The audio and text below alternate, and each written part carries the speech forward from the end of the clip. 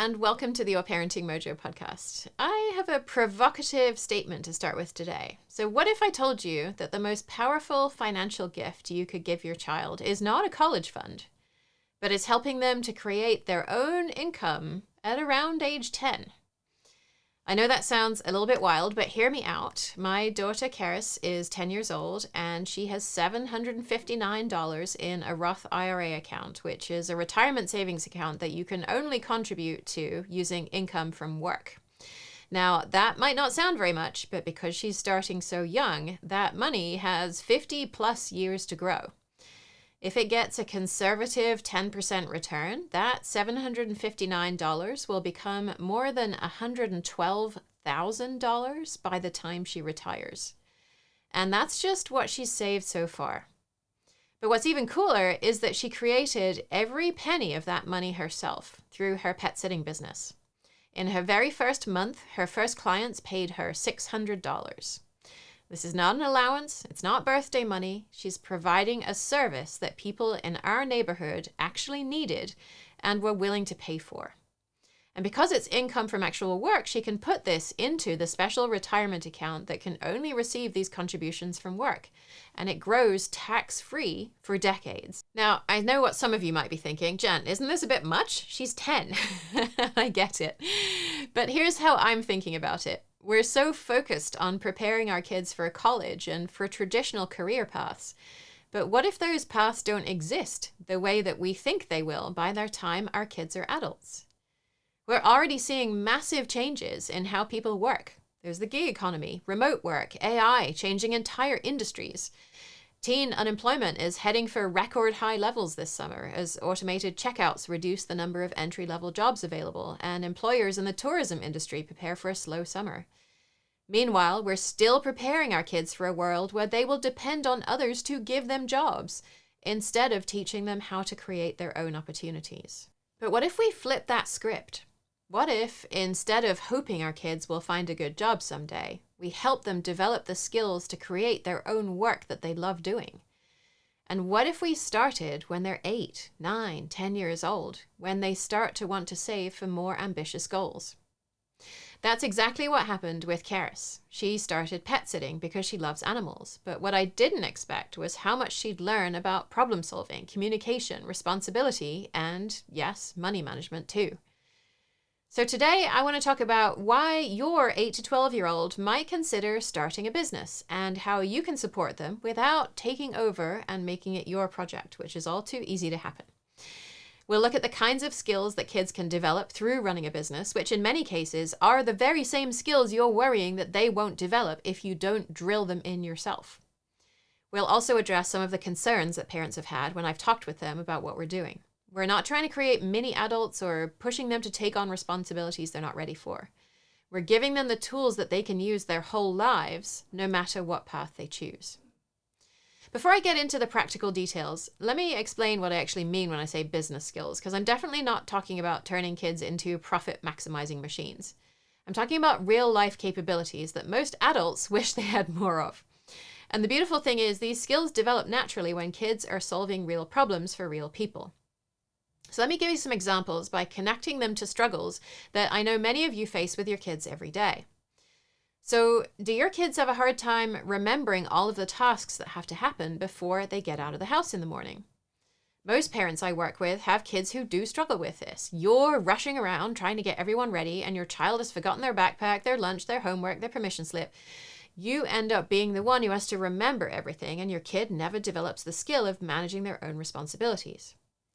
So here's how this showed up in Carys' business. When she started pet sitting, she realized she needed a way to remember all the important details about each pet.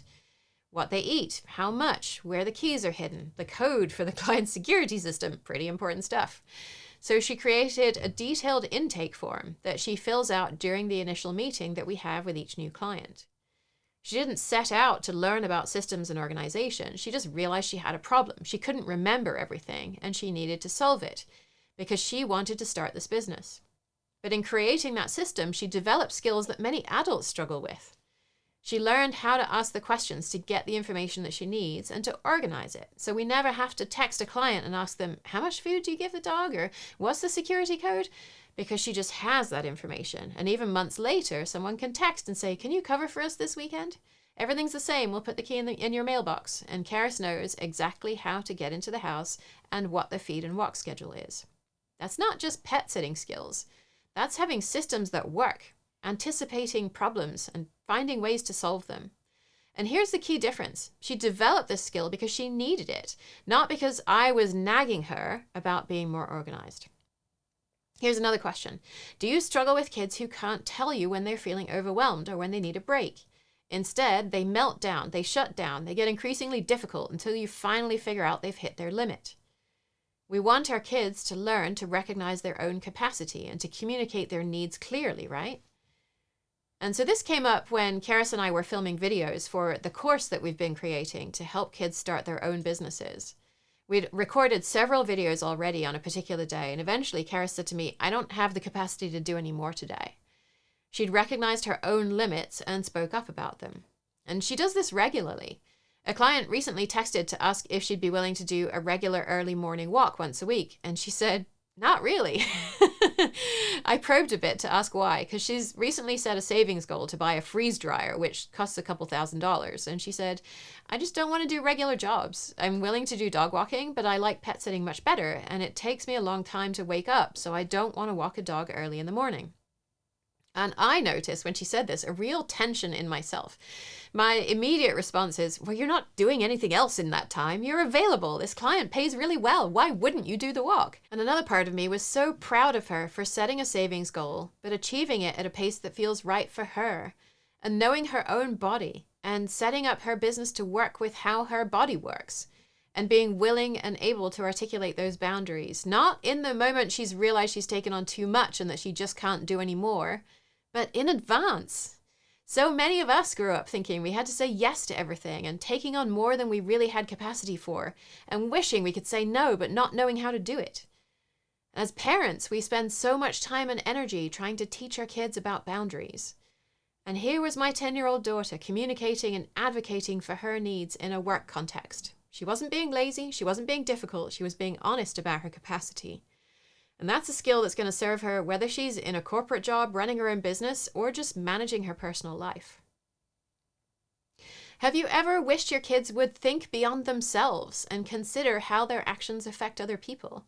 This is one of the big developmental challenges of childhood, moving from a self-centered view of the world to understanding that other people have different needs and different circumstances.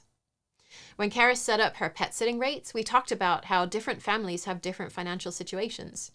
Some can afford to pay the full rate, and others might not be able to afford any pet care at all if we don't offer flexibility. So she decided on her own, with really no prompting from me, to offer sliding scale pricing, which of course we've talked a lot about over the years because I offer it in my business too. Her scale is $10 to $30 per day of pet sitting, and families can choose what price fits their circumstances best. She's thinking through her values. She's learning how to run a business that aligns with those values. We've had a lot of conversations about this over the years, and in the past, she's asked me why we don't make sure that everyone has enough money to live on, rather than some people being really rich and others having very little. She's essentially arguing for a universal basic income. Now she's learning in practice that business doesn't have to be about extracting as much money as possible from people.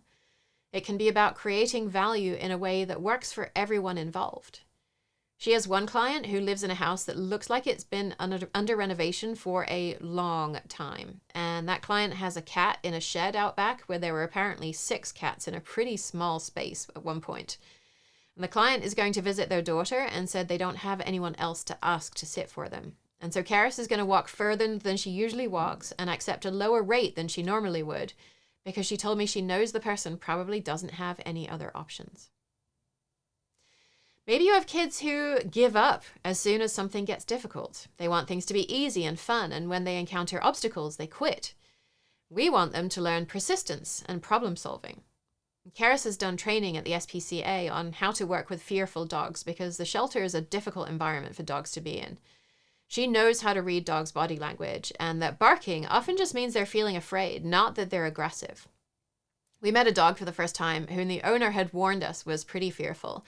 And sure enough, the dog barks at us as soon as we came into the house. When humans meet each other, they look each other right in the eyes to show how trustworthy they are. But for dogs, this is a symbol of aggression. So Carys sits on the floor in the living room and basically ignores the dog. And the dog barks at her for a bit and runs off, and then comes to investigate and barks and runs off and keeps repeating this and comes a little bit closer each time. And by the end of that first visit, we were able to go for a walk with the dog, and the owner came too, with Carys holding the leash, and the dog was fine.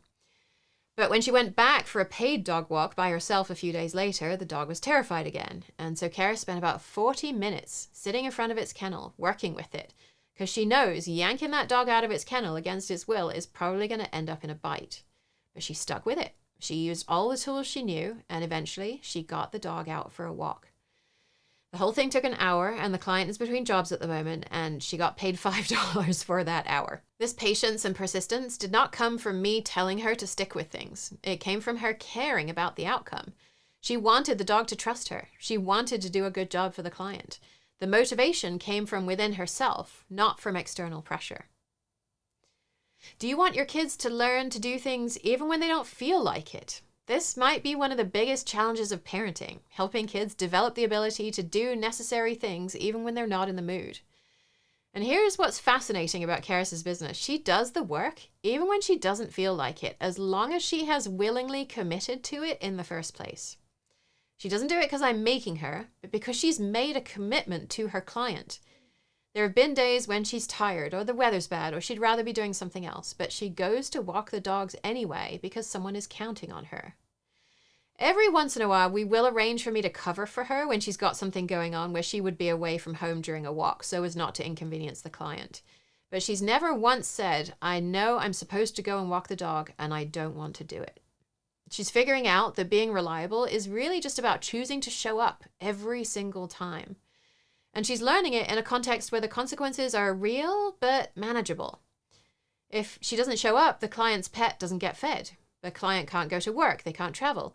It's usually not a life or death situation to miss one feed or one walk, even if the client is gone for a while. But she cares about the animals and she wants to make sure they're okay, so she goes. These are not things that are easily taught in a classroom or through a chore chart where kids don't get to choose how they spend their time. They're skills that develop when kids are navigating real relationships with real consequences. When there's a scared dog depending on you, or a family trusting you with their house key, or a client who needs to know they can count on you, that's when these deeper capabilities really develop. And I want to say something specifically about neurodivergent kids here, because I think this kind of work can be especially powerful for them. Carys is likely dyslexic, which makes traditional academic tasks really challenging for her. Reading and writing are not easy. But her dyslexia doesn't matter at all when she's playing with a scared dog or figuring out how to manage her schedule. In fact, some of the things that come with being neurodivergent, like intense focus on her interests and creative problem solving, are strengths in this context. She's not being evaluated against some arbitrary standard of what a good student looks like. She's being valued for the actual service she provides. And that can be incredibly validating for kids whose brains work differently. They get to experience success and competence in a context where their differences might actually be advantages, rather than constantly reminded of what they struggle with. I think about all the neurodivergent kids who get the message that they're failing in school, when really they just need a different context to show what they're capable of. Kids with ADHD who struggle to focus in school don't struggle to focus on things they're interested in. So when you build a business based on their interests, you're working with the flywheel rather than against it. An autistic kid's sense of order and organization can be a huge asset in a business, and they may be more willing to learn communication skills in that context as well. So you might be wondering, well, why focus on this particular age range? Why 8 to 12? Well, there's something special about 8 to 12-year-olds when it comes to this kind of work, although, of course, every kid is different in how they approach new social situations. Some kids in this age range do get embarrassed easily. I know plenty of 8-year-olds who would rather disappear than knock on a stranger's door. But when kids are doing something that they genuinely care about, something that feels really meaningful to them, they often surprise us with their willingness to push through that discomfort. Carys started her business about 8 months ago, and while she definitely gets shy in some social situations, she had this determination about her pet sitting business that, in a way, almost overrode her usual hesitations. She does have a much easier time when we're only talking with one client rather than their whole family. where it's one client, she's usually willing to ask all the questions on our intake sheet, even when that person's a complete stranger we've never met before. Because the passion for what she's doing gives her a reason to work through her nervousness. And that's one of the great things about this age. Kids can still access that kind of motivation. They haven't yet absorbed all of the adult cynicism about why things won't work or what might go wrong. When they want something badly enough, they're often willing to do things that would normally make them feel uncomfortable. At this age, kids are also old enough to handle some real complexity, but not so old they're overwhelmed by it. They can manage a simple calendar, show up for commitments, handle basic money management, but they're not yet dealing with the full intensity of adolescent social pressures and identity questions that can make everything seem higher stakes. The other big advantage of this age range is that adults are generally more patient and supportive with kid entrepreneurs. A 10-year-old offering to walk your dog gets a very different reception than a 16, 18-year-old offering the same service. People want to encourage younger kids, and they're more forgiving of mistakes or inexperience. There's something about seeing a young child taking initiative that brings out the best in people. When Carys approaches potential clients, people are often just delighted by the fact that she's trying. They're impressed that someone her age is thinking about providing a service and taking responsibility. And that goodwill gives her a buffer that older kids may not have. If a 16-year-old shows up late or forgets something, adults might think, oh, well, they should know better by now. But when a 10-year-old makes the same mistake, the response is usually, oh, they're still learning. That grace period is incredibly valuable when kids are developing these skills.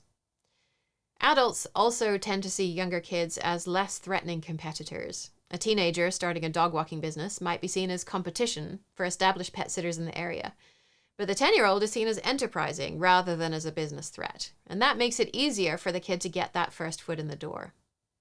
There's also a practical element to it. Younger kids often charge less than teenagers or adults, partly because their expenses are lower, and partly because they haven't yet absorbed adult ideas about what their time is worth. And this makes their services accessible to more families, which means more opportunities to practice and build their skills.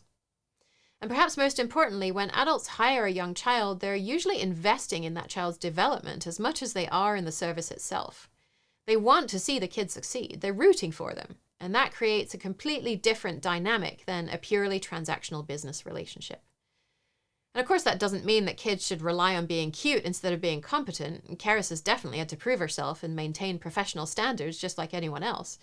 In fact, one of her clients texted me last week and said, please pass on my thanks to Carys and let her know how much I appreciate her hard work and diligence. She's a true professional and excellent at her job. I'm glad she is the one taking care of Nina when I'm away. But having that initial goodwill and patience from adults makes the learning curve much more manageable. So what kind of businesses actually work for kids this age? Well, what tends to work best are services that don't need much money to get started, that play to kids' natural strengths, and that serve real needs in their immediate community. This is where we start to move beyond the lemonade stand, which might be fun for an afternoon, but is not really fulfilling a need for anyone else except on the hottest of days. Pet care can obviously be a great fit if your kid is interested in that. Dog walking, pet sitting, even basic pet grooming if they have the skills. Kids this age often have more patience with animals than adults do, and they're usually thrilled to spend time with pets. Some basic training in how to work with animals goes a long way so they don't misread animal signals and mistake fear for wanting to play. We actually cover some of this in the course that we've been working on to help kids start their own business. Yard work is often another good fit. Raking leaves, weeding gardens, watering plants, even basic lawn mowing if they're on the older end of the age range and they're physically capable. Many adults either don't have time for these tasks or dislike doing them.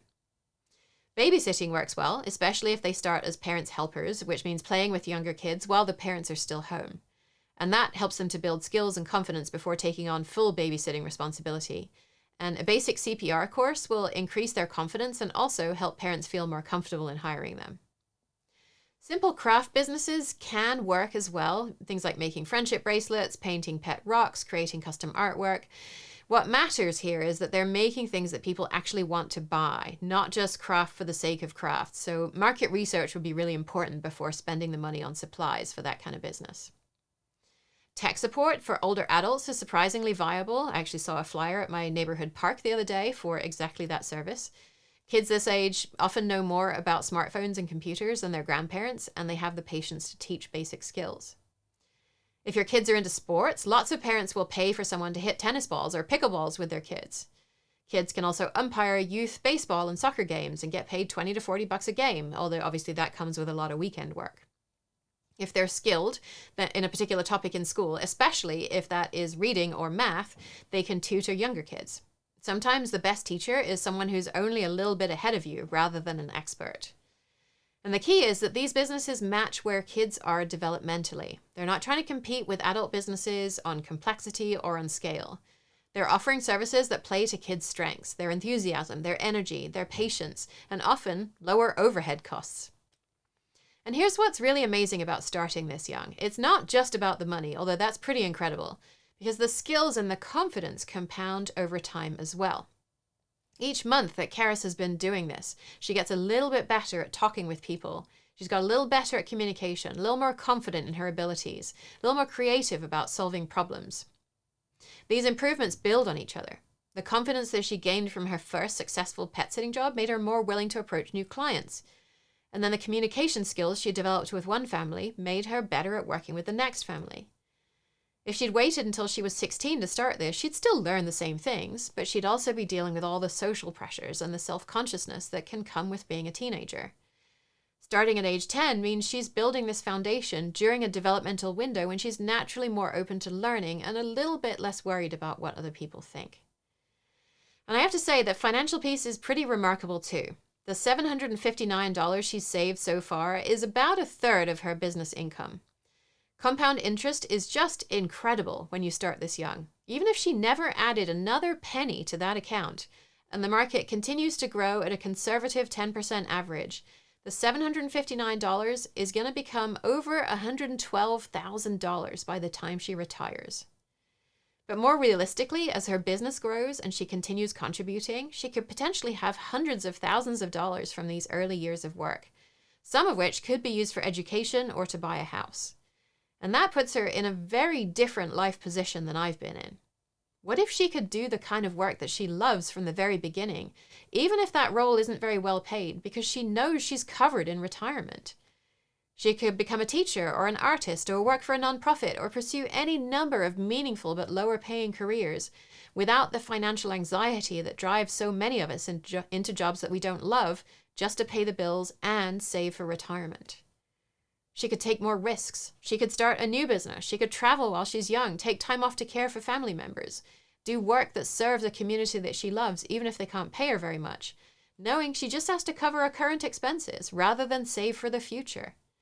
She could say no to jobs that don't align with her values or that treat employees poorly because she's not desperate for the income. This is the kind of financial freedom that most of us can only dream of. The freedom to make career choices based on meaning and fulfillment rather than just survival.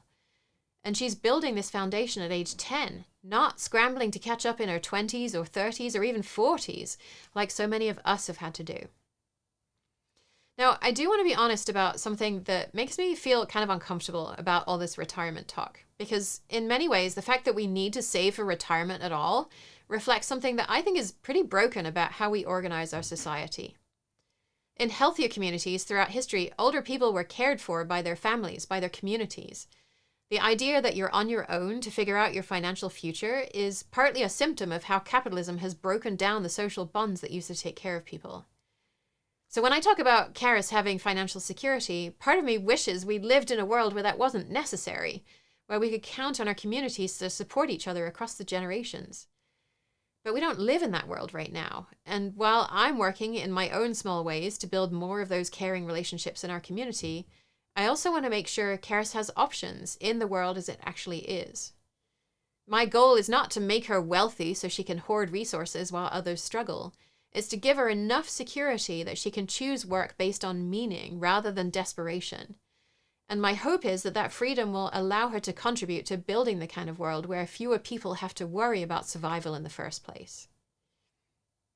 Carys is also learning that even now, she has more options than she might have thought. Instead of being completely dependent on what adults choose to give her or what opportunities happen to come her way, she's discovering she can create her own opportunities.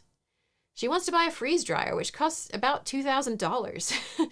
So instead of having to ask us to buy it for her or wait for a birthday, she's able to work towards getting it herself. She wanted to donate to the animal shelter where she volunteers, and she decided to give 5% of her profits there. These are not lessons about individual responsibility solving all problems. They're experiences she's having of having some agency in a world where kids very often have very little control. Now, I can imagine what you might be thinking, right? This all sounds amazing in theory, but how do you actually support a 10-year-old in running a business without either taking over it completely and having it be your second job or letting them fail catastrophically? For some parents, this requires a fundamental shift in how they approach supporting their children. Honestly, for me, it's sort of been a natural extension of how I've been supporting Carys' learning for years. Because I've been practicing what we call being a guide on the side instead of a sage on the stage. So I'm not the expert who knows all the answers and tells her what to do, but my role is to be the person who helps her figure out the answers herself. And if you've been following my work for a while, you know this is how we approach learning in our family. But if this way of thinking is new to you, it can feel really challenging at first, because your instinct as a parent might be to jump in and fix things, to anticipate problems, to solve them before they happen, to make sure everything goes smoothly for your child. There have been moments throughout Carys' life, like when she's designing a marble run, and I'm pretty sure the marble is not going to make it across that gap between the toilet rolls that she's taped to the window, that it seems like it would just be a lot easier to tell her how to do it. But of course, the point of building the marble run is so she can try and fail and try again, and that requires me to butt out rather than to do it for her. And so this is what the guide on the side approach looks like in practice with her business. So when Carys first started getting clients, I could have created a schedule for her and set up all her systems and written scripts for her to use with the clients and basically run the whole thing and just had her execute my plan. But I knew that if I did that, it would be my business, not hers. She'd just be following my instructions instead of developing her own judgment and her own problem-solving skills. And so instead, I watched for signs that she was struggling and stepped in with just enough support to help her figure things out herself. So when she seemed overwhelmed by trying to remember all the details about food and security codes and keys for all the different pet owners, I didn't create that system for her. Instead, I asked her, what would help you to remember all this information? And she remembered that a pet sitter on a YouTube video she had watched used a form to make sure that she got all the information that she needed. And I helped her to think through what questions to include, but she designed it. She's the one who uses it. I want to give you some more specific examples of when to step in versus when to step back, because I think this is where a lot of parents get tripped up. She does have a hard time with security systems because they require the code to be put in the right order, and her dyslexia makes it hard for her to remember a string of numbers. One time she looked after our neighbor's cat, and we'd done the intake form a week previously, but she didn't take it with her. She unlocked the door and she realized she didn't know the code. A few minutes later, the neighbor texts me to let me know they've shut off the alarm, assuming it was Carys rather than a burglar. The next day, she looked at the intake form right before she left, but somehow either she mixed up the numbers or she pressed the disarm button before the code instead of after it because the alarm went off again. And I have to say, the neighbors did not ask her to sit again for a while, but the next time that they did, she knew she had to take the intake form with her every time she went so that she wouldn't panic and forget the code or the order to press the disarm button. Now, of course, it would have been much easier if I had stepped in and suggested she take the form right at the beginning, particularly since these neighbors go away for a month every year. It could have been a pretty lucrative job for her. But they gave her another chance, and for the most recent weekend away, she did not set off the alarm at all because she took the form with her each time. So I step back when she's engaged and she's making progress, even if it's slow, even if I can see an easier way to do it. There have definitely been times when I've watched her struggle with something for 20 minutes that I could have solved in 2 minutes. And watching her repeatedly copying the text of that awful Red Cross first aid course into a screen reader and roll around on the floor because the course was so terrible. I mentioned this in one of the Anxious Generation episodes. It was pretty bad. But if she's not getting frustrated to the point of giving up, I let her work through it. Because those 20 minutes of struggle teach her so much more than my 2-minute solution ever could. So I do step in when I see signs that she's hitting the edge of her capacity. And this might be things like pressing her lips together, slumping her shoulders, getting fidgety, starting to make careless mistakes. Those are my cues that she's getting overwhelmed and she needs some support before she reaches the point of shutting down completely. She actually got to that point pretty quickly when we were cutting down some quarter-page flyers using an X-Acto knife and a ruler because she couldn't hold the ruler still enough so she could cut a straight line. So I showed her my method of holding it, and she then adapted that by kneeling on the closer end of the ruler, and then we took turns making the cuts. But she surprises me constantly with what she can handle. This is the same kid who has never worn shoes with laces because she doesn't want to tie them. She can carry out a conversation with an adult client about scheduling and pricing. The same kid who sometimes forgets to brush her teeth can remember to text a client to confirm a dog walk the next day. And it turns out that when the stakes are real and the work is meaningful to them, kids can handle way more than we think they can. The crucial thing is that the motivation has to come from them and not from us. And this approach actually meets both of our needs in a way that traditional chores and allowances never could.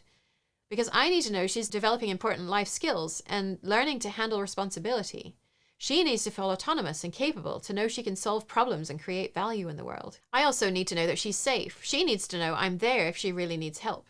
So we have systems in place for that. She carries a walkie-talkie when she's working on a new job where we don't know the client. I know her schedule and where she's supposed to be. We debrief after challenging situations. I'm involved enough to provide support and safety, but not so involved I'm doing the work for her. With allowances, the connection between work and payment is often a little bit arbitrary. You can get the same amount of money regardless of how well you do the job or whether you do it at all. And within a family, I think that's totally fine. I don't want to pay her to do basic chores. I'd much rather she has her own basic income. But with her business, there's a direct connection between the quality of her work and the response she gets from clients. If she does a great job, the client asks her back. They recommend her to their friends. If she doesn't, they find someone else. That feedback loop is really powerful for learning, because she's getting real-world information about the impact of her choices, not just lectures from me about what she should or shouldn't do. So I can imagine what you may be thinking when you hear about a 10-year-old running a business. It brings up a lot of concerns for parents, and I want to address the ones that I hear most often. The first of these is, but they're just kids. And yes, they are. And kids are way more capable than we give them credit for. The question is not whether they can handle adult-level complexity. Of course they can't. The question is whether they can handle kid-appropriate versions of real responsibility. And the answer is absolutely yes. Carys is not running a multi-million-dollar corporation. She's walking neighbors' dogs, feeding cats for people within a few blocks of our house whom we've met together. She's not managing employees, although several of her friends have actually said they want to franchise her business in their neighborhoods. She's learning to be reliable, to communicate clearly, to solve problems creatively. These are exactly the right kind of challenges for a kid her age. We've gotten so used to protecting kids from any real consequences, we've forgotten they're actually designed to learn through experience. And when we don't let them handle real responsibility, we might be holding them back more than protecting them. Here's the second issue that I sometimes hear. Well, what about their education and childhood and play? But Carys's business doesn't compete with those things. It actually enhances them. Since we unschool, her business has become part of her learning in really natural ways. She's developing math skills through managing money. You can bet she understands compound interest and something about how the stock market works a good 5 years before I learned either of those things in school. She's learning communication skills through client interactions and problem-solving skills through the challenges that come up. She spent a good deal of her first payments on candy, but since I got her her own bank account and debit card, the candy faucet has been turned way down as she directs a lot of money into her Roth IRA and saving for the freeze dryer. And of course, we're not talking about a full-time job. She does have busy days where she'll do a cat sit and have 3 dog walks. And those tend to be the exception rather than the rule. And some days she doesn't work at all. It's less time than many kids spend on video games and social media. The idea that childhood should be completely free from responsibility is actually pretty recent historically. For most of human history, kids have contributed meaningfully to their families and communities from a young age. We're not going back to forced child labor, but we can recognize that some level of real responsibility is good for kids' development. For families where kids are in traditional school, this kind of business can complement kids' education beautifully.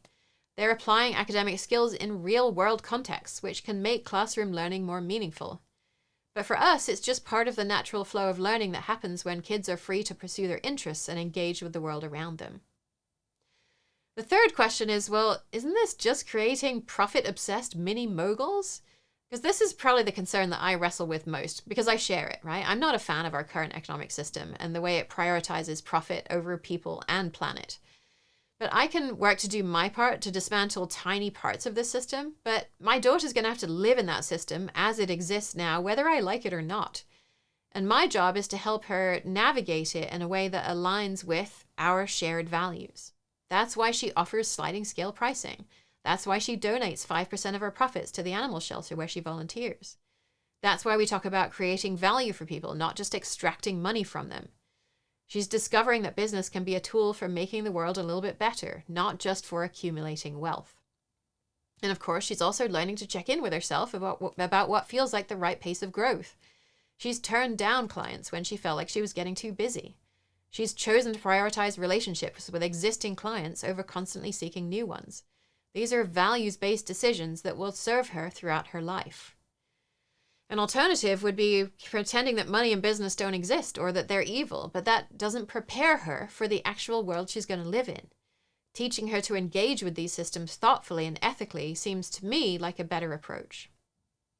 The fourth question is, well, what if they fail? And this is where I think we need to completely reframe our relationship with failure. Small failures now prevent big failures later.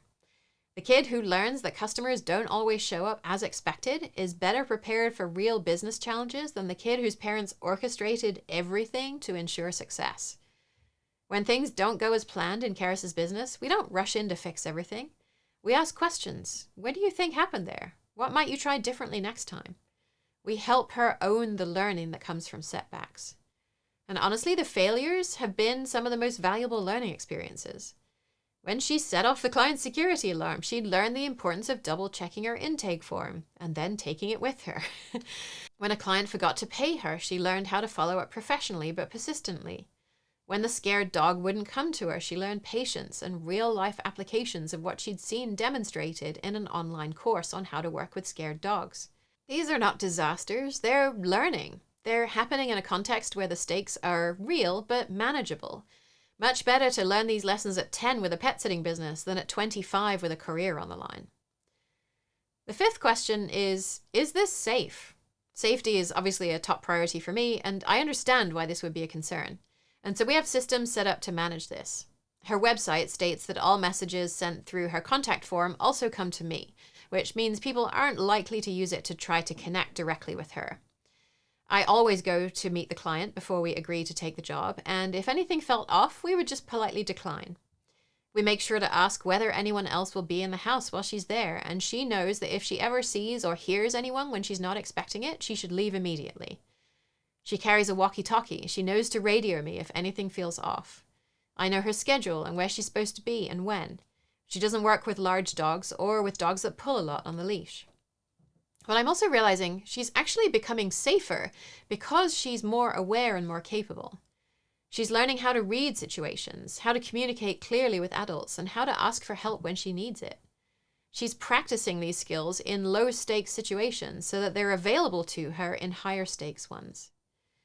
Honestly, the biggest safety issue that I see is raising kids who don't know how to navigate the world independently.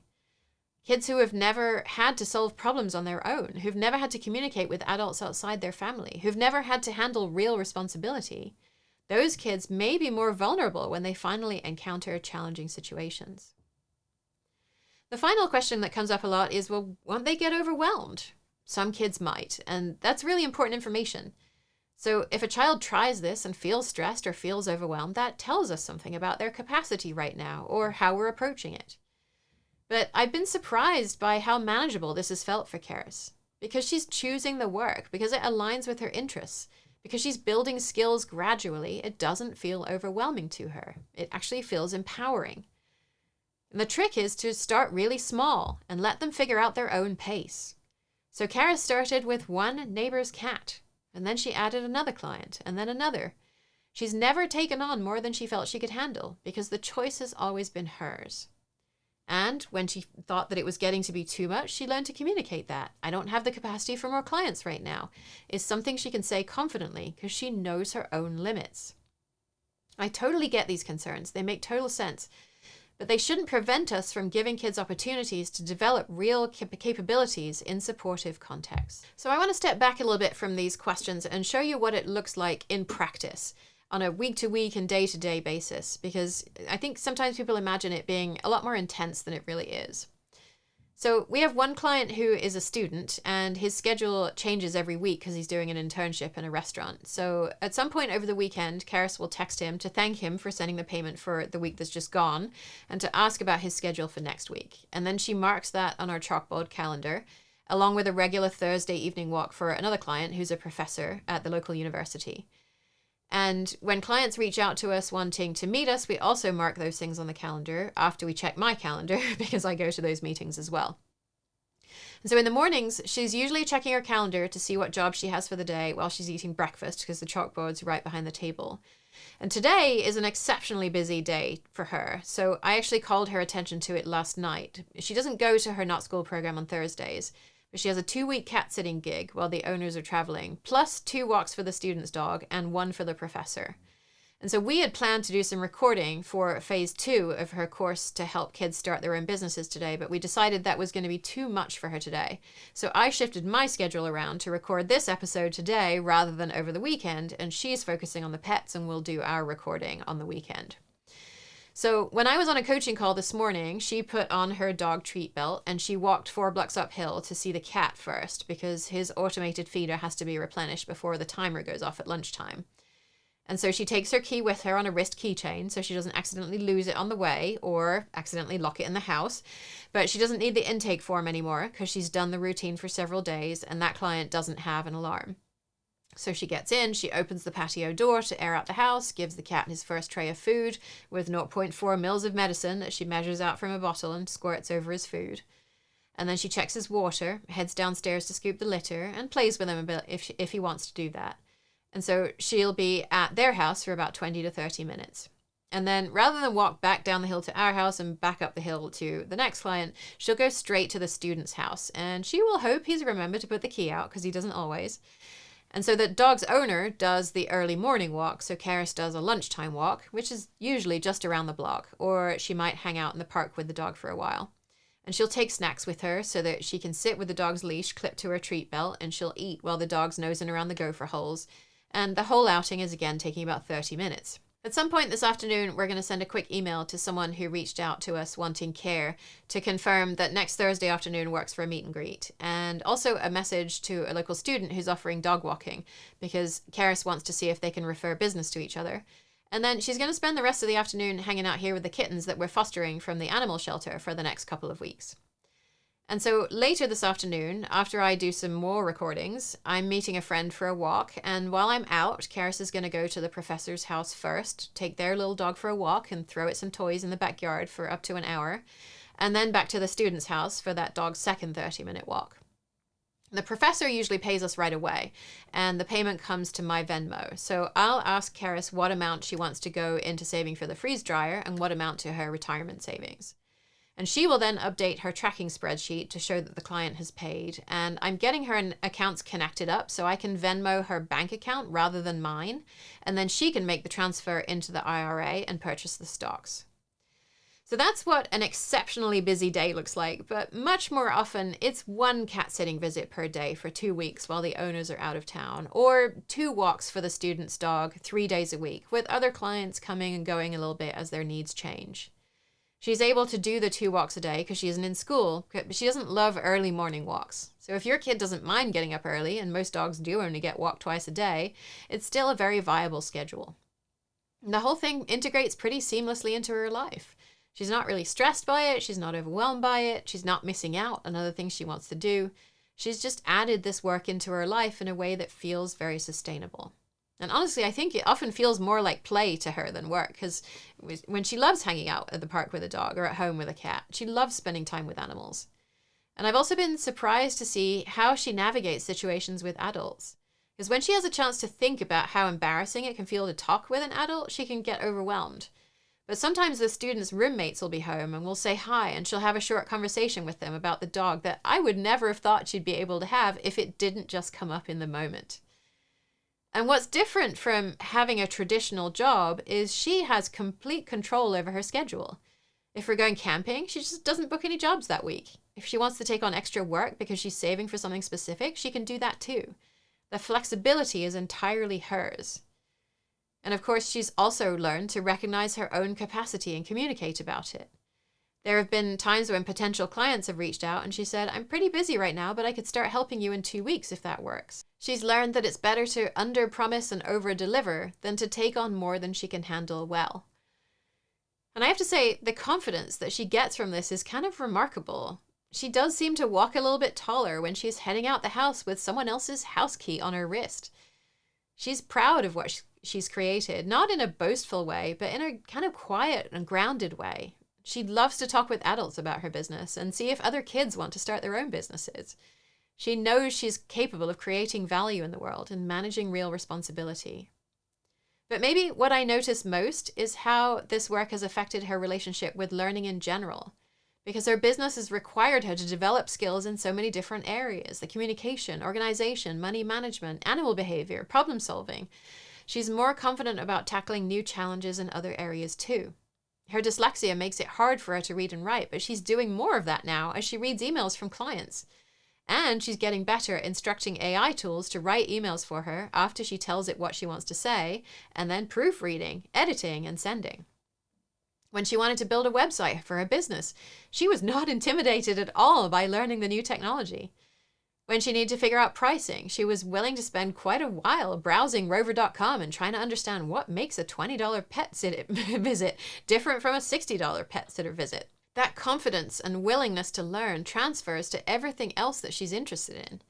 She approaches new challenges with this attitude of, I can figure this out, rather than, oh, this is too hard. And that mindset shift is probably more valuable than any specific skill she could learn through the business. The day-to-day reality is much more ordinary than you might expect. She's not stressing about quarterly projections. She's a 10-year-old who happens to have some regular responsibilities that she takes seriously, some income that she manages thoughtfully, and some skills that are developing through real-world application. It's added a lot of richness to her life without taking away from the things that make childhood valuable. And if anything, it's enhancing her sense of agency and capability in ways that serve her in every area of her life. So I wonder if at this point you might be thinking, well, this sounds like it's going to take so much time between school and activities and everything else. Where would we fit this in? Here's something to consider. If you've been listening to my episodes about the anxious generation, you'll know I've been talking about how much time kids are spending on social media and screens and how that's affecting their mental health and development. And many of you have told me you're worried about this, but don't know how to pull your kids away from devices without constant battles. Well, this could be part of the solution, because when Carys is working on her business, whether she's playing with a client's cat or updating her website or even texting a client about scheduling, she's engaged in real relationships and meaningful work. She's not scrolling TikTok or Instagram shorts because she's busy with something that matters to her. And when we work together on business stuff, whether we're planning her schedule, talking through a client situation, or celebrating a success, we're having authentic conversations about real challenges and real accomplishments. It's connection time that really feels valuable to both of us, not like I'm trying to drag her away from what she really wants to be doing. So instead of this business taking time away from your relationship with your kid, it might actually deepen it, while giving them an alternative to some of that screen time that you're wishing they would spend less time on. So if the idea of starting a business sounds interesting to you, where do you begin? Well, firstly, I would say if it all seems a little bit overwhelming and you're thinking, I don't even know where to begin, here's the one thing I'd suggest. Just start noticing with your child. Spend a week or so paying attention to what people in your neighborhood struggle with, what your kid naturally gravitates toward, what they complain about wanting but not being able to afford. That's it. No pressure to start anything, just notice together. Because often that awareness is going to spark ideas that will seem right for your family. When you're ready for it, have a conversation with your child. Not a lecture, not a sales pitch, just a genuine conversation about what they enjoy doing, whether they'd like to try to get paid for doing that. Is the thing they enjoy something that people regularly pay for?